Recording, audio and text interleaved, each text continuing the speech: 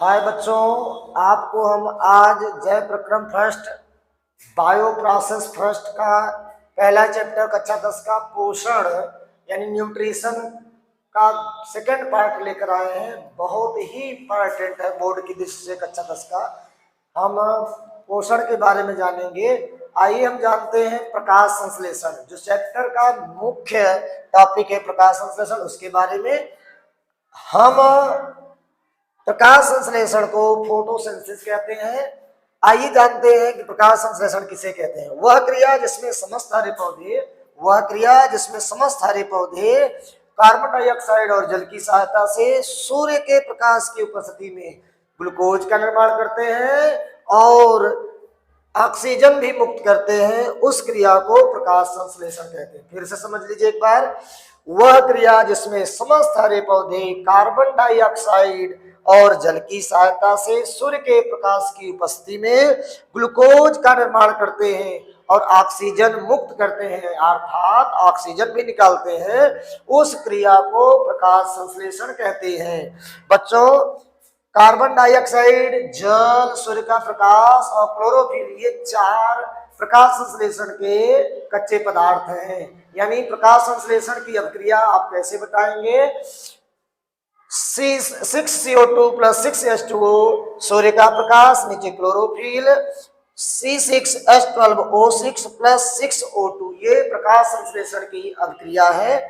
तो एक बार फिर समझेंगे प्रकाश संश्लेषण किसे कहते हैं। वह क्रिया जिसमें समस्त हरे पौधे कार्बन डाइऑक्साइड और जल की सहायता से सूर्य के प्रकाश की उपस्थिति में ग्लूकोज का निर्माण करते हैं और ऑक्सीजन भी निकालते हैं, उस क्रिया को प्रकाश संश्लेषण कहते हैं। पोषण पाठ में प्रकाश संश्लेषण के बाद महत्वपूर्ण टॉपिक विटामिन हम लोग आज जानते हैं। विटामिन किसे कहते हैं, विटामिन की खोज किसने किया? तो विटामिन की खोज N.I. लुनीन नामक वैज्ञानिक ने किया था। इसे विटामिन नाम फंक ने दिया। बच्चों, विटामिन किसे कहते हैं आइए जानते हैं।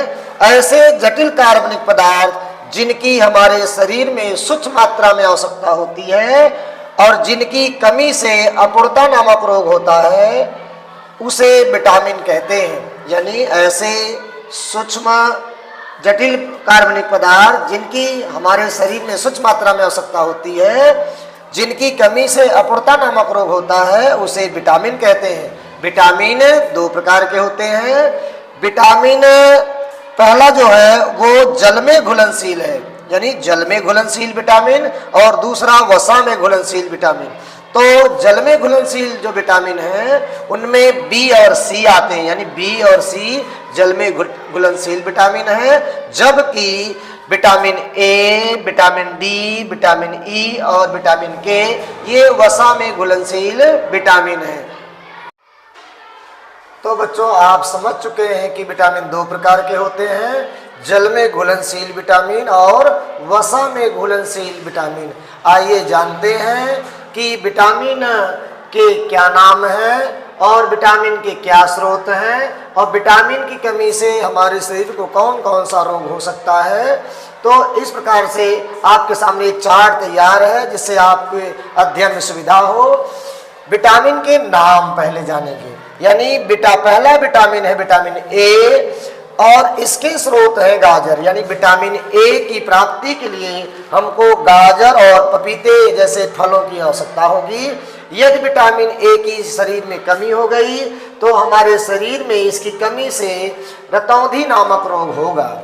यानी विटामिन ए गाजर और पपीता खाने से प्राप्त होगा। पिंक कलर के जितने फल हैं सब में विटामिन ए पाया जाता है। और यदि विटामिन ए की कमी हो गई तो हमारे आंखों में रतौंधी नामक रोग होगा।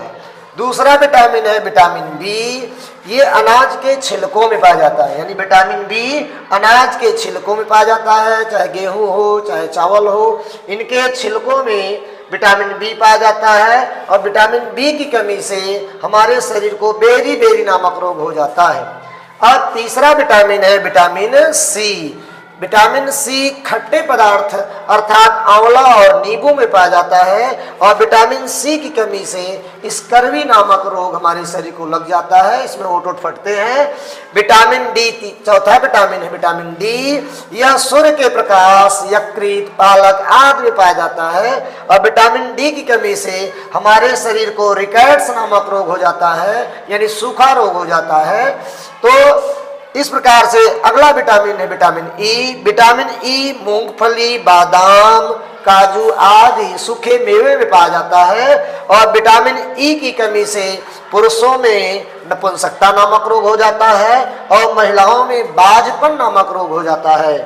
और विटामिन अंतिम जो विटामिन है विटामिन के, यह बथुआ, पालक, चौराई आदि में पाया जाता है। विटामिन के बथुआ, पालक, चौराई यानी हरी सब्जियों में पाया जाता है और इसकी कमी से हाथ या पैर में चोट लगने पर रुधिर का बहना बंद नहीं होता है, अर्थात रुधिर का थक्का नहीं जमता है ना, यानी विटामिन के की कमी से रुधिर का न जमना नामक रोग हो जाता है।